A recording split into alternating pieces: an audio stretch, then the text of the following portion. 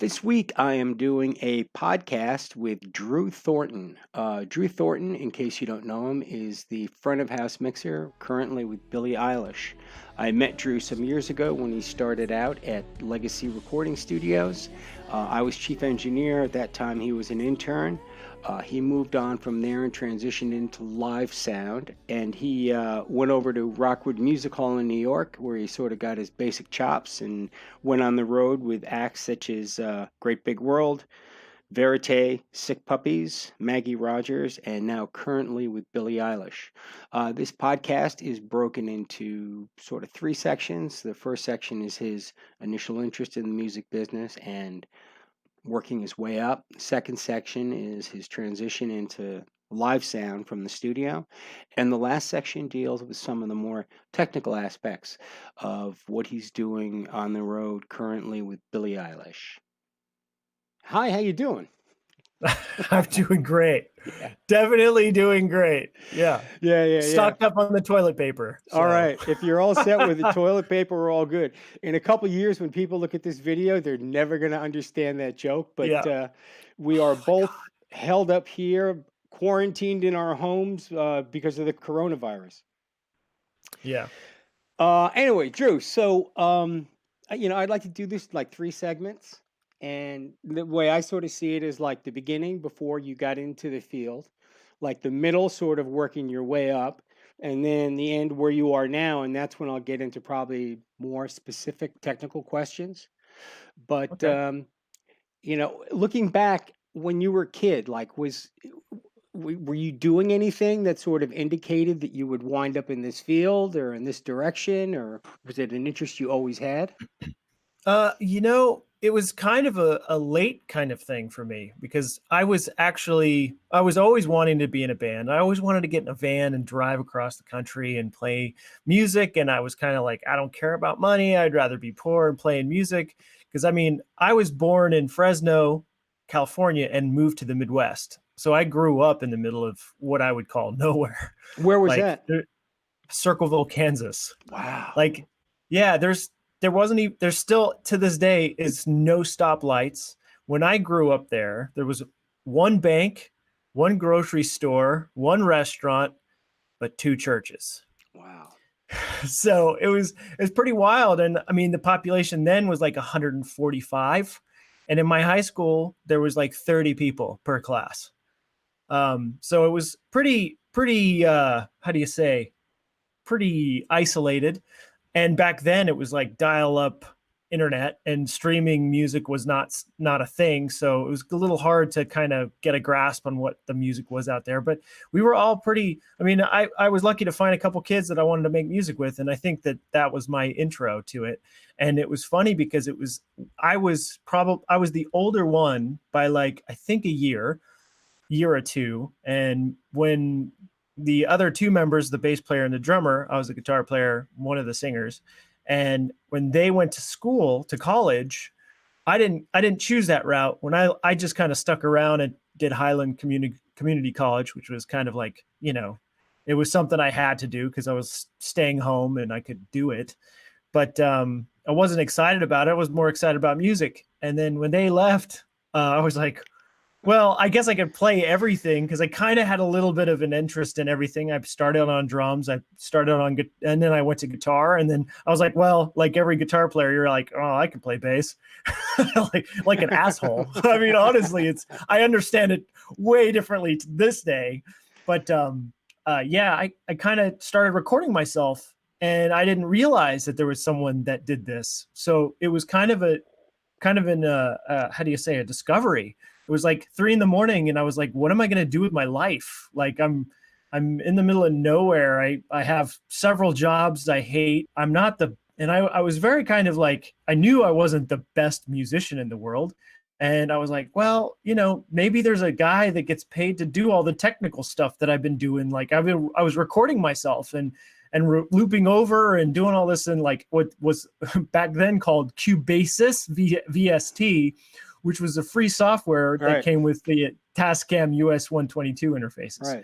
So, that's how I kind of got my intro into it. And then I found a school and went to school and I was thinking about going to Chicago, and all my uh, student service, just student counselors were like, you should just go to either New York, Nashville, or LA. And at the time, I didn't understand everything about the cities, but I was like, I knew I didn't like country music, which I assumed was all Nashville, and LA. Everyone who wanted to go to LA wanted to be famous. So I was like, well, I guess I should just go to New York. So What school did you go to, or do you mind saying? yeah, no, not at all. Conservatory Recording Arts. It was like a tech school, 9 months, real quick, in and out. Did you get a lot out of it?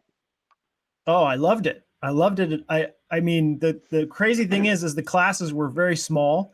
There were like 12 kids per class, and there was 4 classes every single 3 weeks. And they called those 3 weeks like cycles. And after the 5th cycle, you could go in and get practice time. So I was in the morning class, and I would do like the 10 to 2 class. And then I would basically go to Chipotle, eat. I would go home, pass out, wake up at 2 in the morning, and go to the school because it was open 24 hours. And they had this old oh shit, I'm trying to remember, Neotech console, an old Neotech console with a two-track machine. And I was like, all right, well, not a 2-track, it was a 8-track, one of the MTR 90s. And I would just go and mix other kids' program, or they would record and do these, sessions and stuff. So you were free to go and mix as much as you want or play with whatever. So I did that a lot. So I loved it. It was great. I mean, I think it's the same as anything. I think if you put a lot into it, you can get a lot out of it, and I'm sure there's plenty of students that don't get as much, but I think that the school's set up in a good way like that, small classes and hands-on experience. So Yeah, I agree. I think that schools, if the people that I see that come out of schools that do really well would have done really well regardless, but it helped them. And I see a lot of yeah, people coming out of schools that don't really grasp it, and it's not a good investment, as far as money yeah. goes. Um, Well, I mean, the crazy thing is, if you think about the numbers too, the schooling thing is very tough because even if you're a school like conservatory, like they were trying to be choosy, but you can only be so choosy. And I'm to this day the only student doing well out of at least the morning class, as far as I know. yeah, So I think that's not uncommon when I look yeah, at the number of graduates and the ones that manage to pull through and stick with it. All right, so you graduate, you finish CRC, right? yeah, Yeah, finish CRAS, yeah, CRAS. Sorry, and so you got your next decision, and the counselor said go to New York. Now you know yeah. why they said that? Well, because at that point I was a 4.0 student, and I think for the school, they wanted all their 4.0 students to go to the biggest cities. I mean, they wanted a representation of their school, and they also wanted the student to thrive. And I actually, I mean, there's 2 ways to look at it. You could think of like the schools like, well, we want to push our good students out to the best, like the best places to go. But for me, I was also like, I didn't realize that it was a much different experience. And I thought I was going to go to Chicago because it was like really close to home and I could be, within a 7-hour drive to go back Right. home. But I'm so glad that they said that because for me, I wouldn't trade my experience in New York for the world, to be honest. Now, this always fascinates me where like when we were at MSR, Right Track Legacy, whatever you want to call it, when I would interview new hires, the first question I'd ask is, can you afford to live in New York? Because, like we're not, look, I will Yeah. say we always paid. We had no Yeah. Yeah. unpaid interns. We always paid. Absolutely But true. even with the money that we paid, nobody could afford to live in New York. So you pack your bags. What do you got with you? How much money you got in your wallet? And how did you find a place in New York to get situated? Uh, so I was definitely obsessed about it and I wanted to get ahead of it. I had 3 other students that were deciding in the same cycle. So they were being released, basically released, but sent out into the wild at the same time into the same city. And we had overlapping interests of what, studios we wanted to work with. So I was hell bent on getting out as soon as possible. I was like, I want to get out there first. So I packed my car the day we graduated. I didn't stick around for the party. I packed my car. I threw all the shit on the curb and I was like, I'm out. I drove 16 hours straight to get home.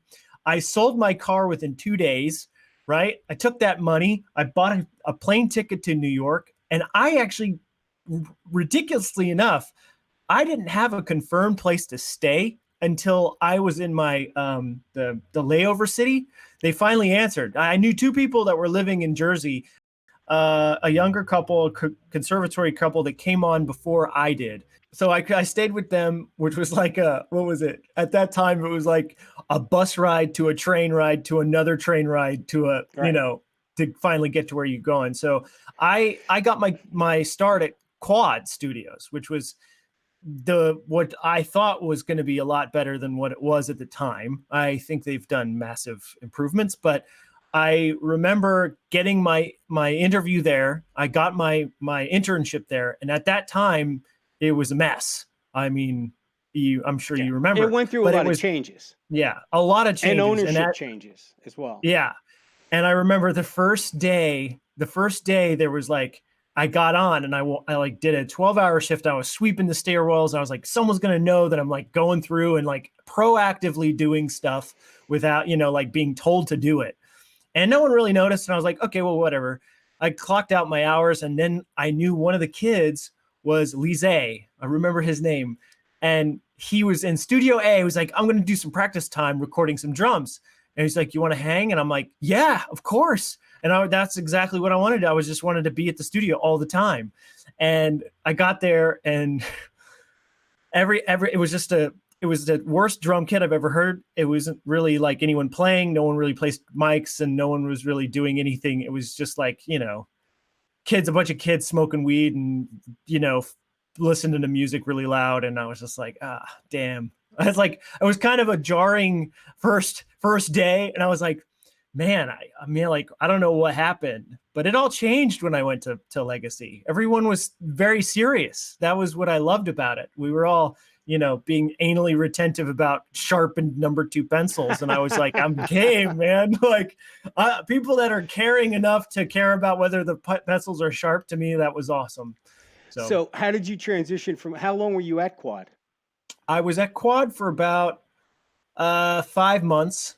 5 months, wow. Around 5 or 6 months. And it was also at the same time, I was full-time at Sam Ash tech department. So I was for sure not to make any money at all. Because I mean, you work on commission, and it was just like Tom Carlisle at the time. And he hired me, and he was just like, hey, you know what you're talking about. It was like, you're just in the wrong department because you're not going to make any money here. Because it's like someone buys a keyboard and then they come over and get the cables, and you don't get any commission on that. So I never made any money there, but it was great because it was like, at least I was right there. I was right across the street from Sam Ash.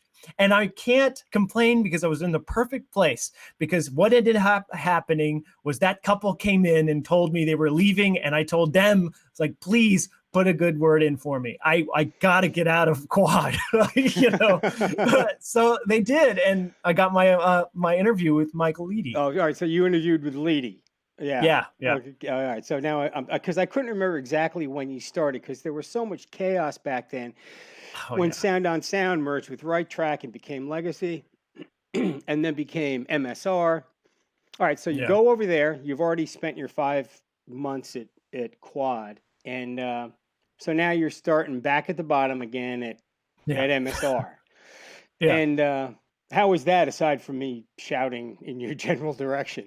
You know what? I actually don't ever remember you shouting. And that was one of my regrets, is that I actually never got to learn from you. I was actually kind of sad about that. I mean, I know that it was, let's be honest, you were, hard, but I liked that. To me, it's like, well, okay, I'm taking it serious and I want to learn, and your respect was a high currency, and still to this day.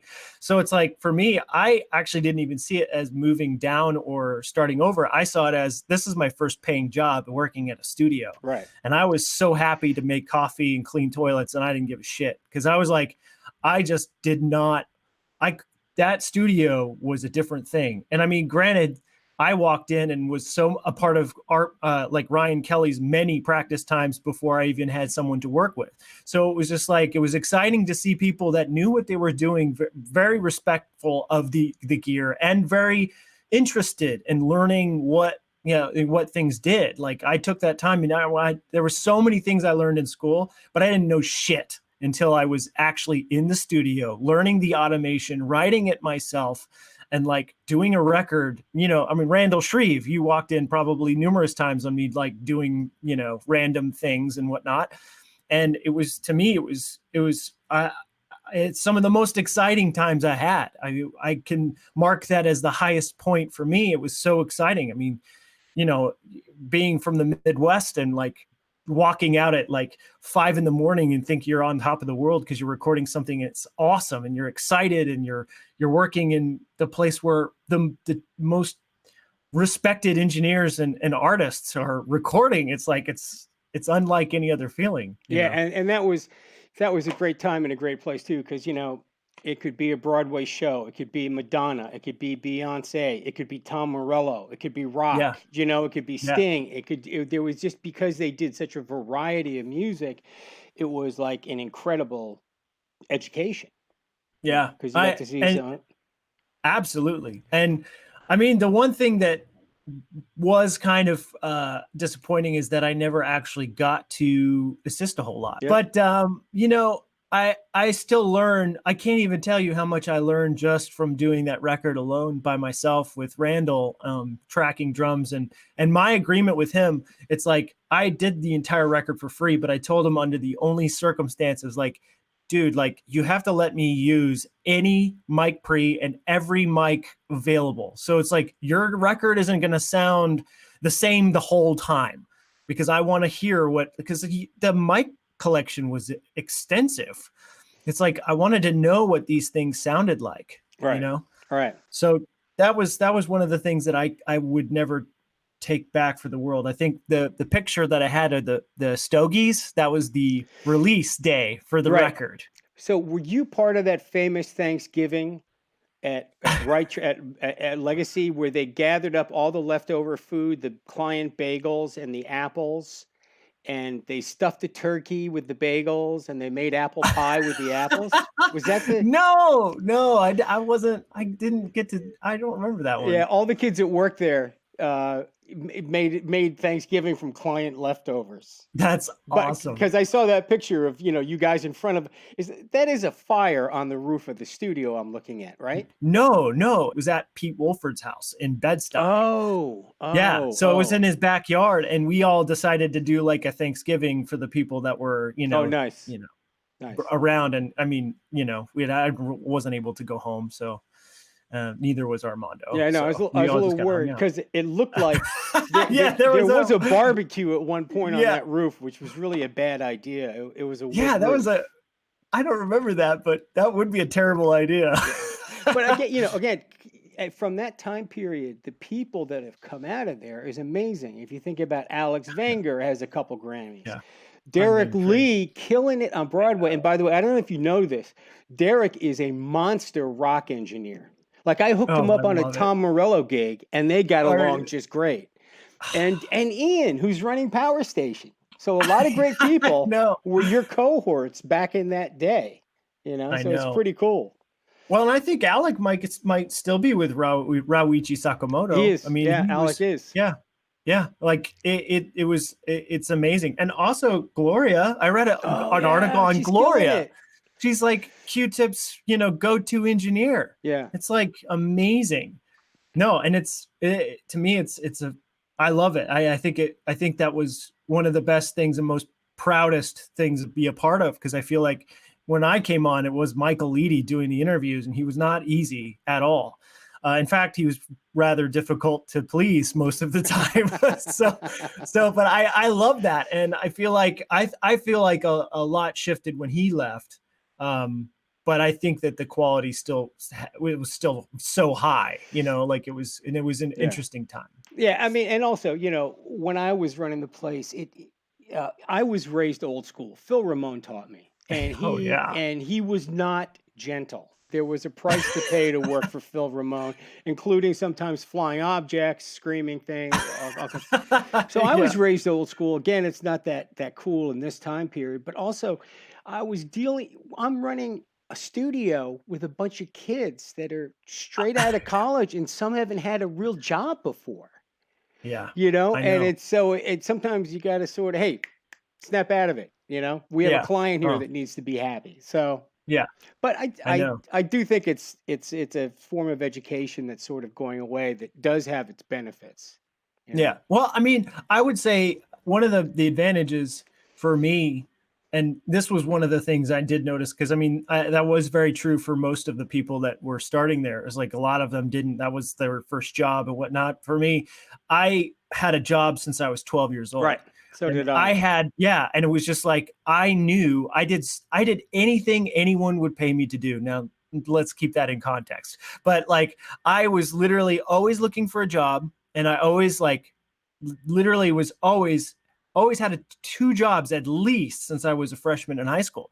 So to me, I had plenty of experience of finding stuff that I didn't want to do.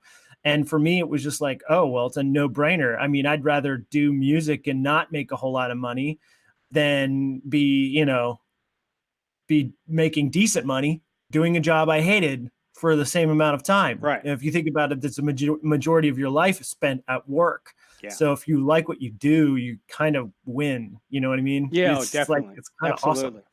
You go from quad to legacy. Yeah, Were you at Legacy when 509 closed, the big studio, or you I was and you left at that point? I was a part of that. I was a part of the destruction, and then I was laid off after that, which sucked. Yeah, But you yeah. know, But you're literally, like the honestly, Rock. You're like the yeah, Rock that got fired from football and now is this yeah. huge star. Don't I regret I getting laid I off. do not. I do not. I honestly, it's the best thing that ever happened. Because in hindsight, I found, I mean, I would argue too, like, for the ones that didn't get the assistant engineer props and had to kind of mitigate their own way of like recording at smaller studios and sparser workloads and whatnot. I feel like the transition to live for me was exhilarating because first of all, you did it and it was over. And second of all, your ear, I feel like the ear training of being a front of house or monitor engineer or both, or like doing any kind of like that kind of work. It's like you don't have a whole day to get a good kick or Right. kick sound or a snare drum Yeah. sound and vocals. And you literally have to make decisions right then and there. And I think that it helped my ear understand what those things did, and its relationships, its phase relationships between itself in the EQ. Like if you cut this one here and this one there, or you boosted one here and cut one there, or what does that relationship do? And I think that those kinds of things, I think really they're expedited in the live world because you don't have time. Yeah.